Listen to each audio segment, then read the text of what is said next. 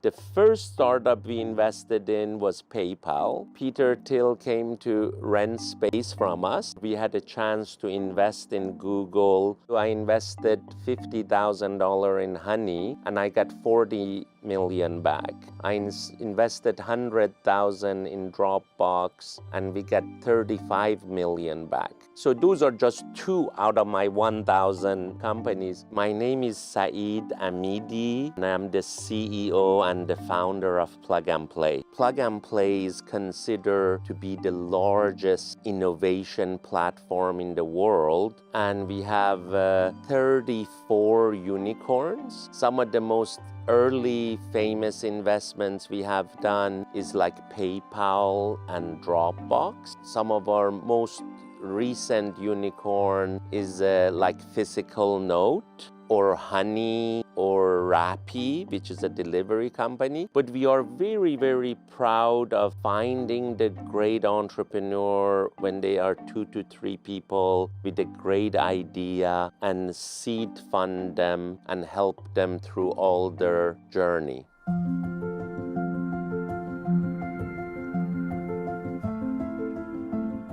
I am originally from Iran. Primarily as an industrial family, we were one of the largest conglomerate in Iran. We came to US to study, not only me, but also my uncles and all the family used to come to US to study and to go back home and help to advance our family business, which was manufacturing, textile, polyurethane, banking business, and insurance business. But we had a little revolution in Iran in 1979.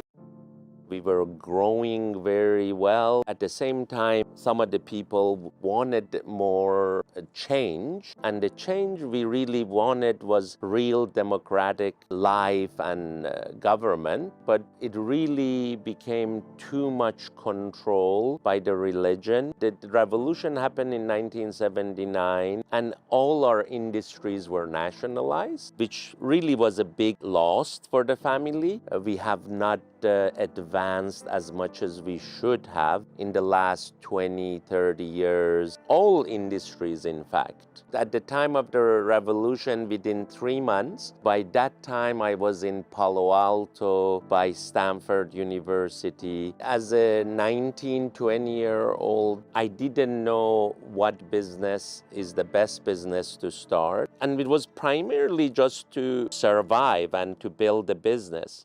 I started a company which is called ALPS, American Liquid Packaging, which is in plastic business and bottled water business. It's quite a large company with 2,000 employees, about $600 million sales. And at the same time, we did real estate. And in fact, we even started Medallion Rug, which is like a gallery for Oriental rug. The first startup we invested in was PayPal. Peter Thiel came to rent space from us. My brother Rahim talked to him and we invested in his seed round. Then Larry and Sergey rented space from us in 165 University Avenue. We had a chance to invest in Google through an angel fund. I met Drew and Arash of Dropbox at Y Combinator, but later on we invited them to our place for kebab, and we were able to co-invest in Dropbox with Sequoia. So I really had a front seat to see Google grow and become what it is today. So I changed my focus from packaging and bottled water and real estate to technology. So I joined Plug and Play August 2008. My first title was funding manager, me helping the entrepreneurs and the startup to raise money and get funding. I started with that, helping the companies and advising them who is the right person for them. As they try to raise money, we learn more and more and more. And I basically got to know better entrepreneurs, the difference, how we should invest. Then a few months in, Saeed told me, okay, we are investing and we do this one. You have a budget. Here's your budget. Start to invest. If you lose the money, you know what's going to happen. If not, we will continue. So that budget was $2 million. I thought about, okay, what I'm going to do with this one to make impact. So yes, you can give 50K, 100K to every companies that you see, but what will be the impact? I decided to do and invest that budget only to the companies that we help them from scratch, and we even help them to incorporate the company. So invested in about 90 plus companies, 91. And off of that, luckily, we got 4 unicorns. The most exciting thing is when I talk to an entrepreneur to decide to invest or not to invest is, number one, how passionate they are about the product they are planning to build. And is the product does solve a big problem in the world? Like in the case of Google, organizing the world's information and then ranking the answers by priority was innovative. In the case of Dropbox, everybody had hard time sharing files and pictures and videos. So it really, the entrepreneurs had a great idea, but after the great idea, you have to also be able to build the technology and execute it with the right business model at the right time, at the right place. So it's a combination of these that makes incredible startups succeed and make a better world for us. There are 3 things that I have learned after 15 years or so that they are key for finding or investing in good companies. The first one is people. The second one is people. The third one is people. It's all about the people who you have around them. If they trust each other, they can build a company together. The rest will come with it. If the idea from day first year, second year, stay the same and has its own potential, the company can be an easier billion-dollar company. But if the idea is not that good and they figure it out, some of these may not work and change it, yes, it has potential, but the potential is not be easy as the time that you have the first idea as of last idea. And what we have learned is that you learn from failure.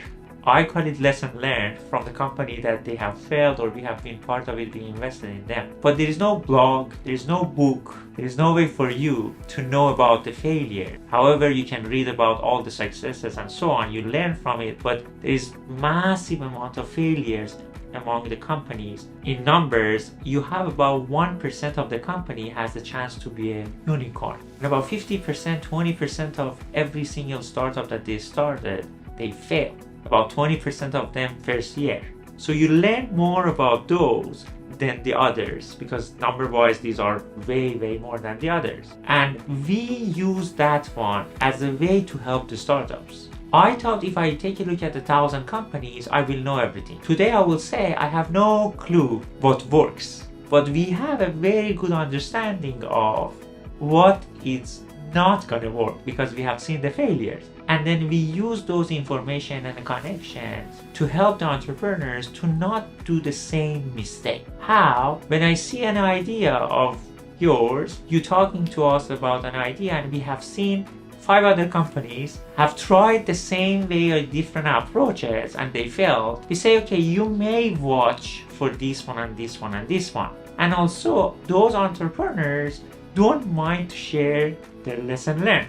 So we introduce them. So we try to help the companies fail faster.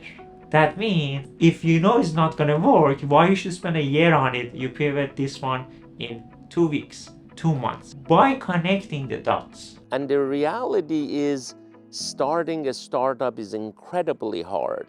It is a lot of ups and downs. And I believe when you work in a team of 2 to 3 people, one time you are down, your partner picks you up. One time he or she is unhappy because they heard no, you pick them up.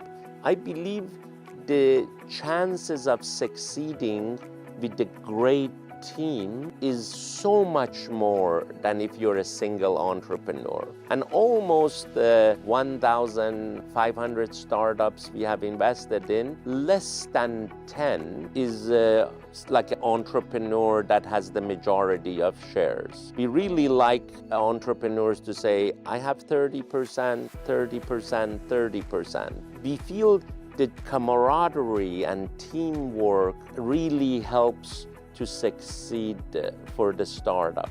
At least it's been my experience. There is a friend of mine at Sequoia, Doug Leone. I believe he's Italian. So we had a discussion going back 25, 30 years that we talked about why so many startups in Silicon Valley have an immigrant entrepreneur. Of course, I had difficulty. I was an immigrant from Iran, but right after the Iranian Revolution, there was about a year and a half of hostages, American hostages in Iran. Over 300 Americans were kept as a hostage. Of course, I had people, my good American friends tell me, Saeed, if you feel uncomfortable, let us help you. But I think any difficult journey you go through gives you strength.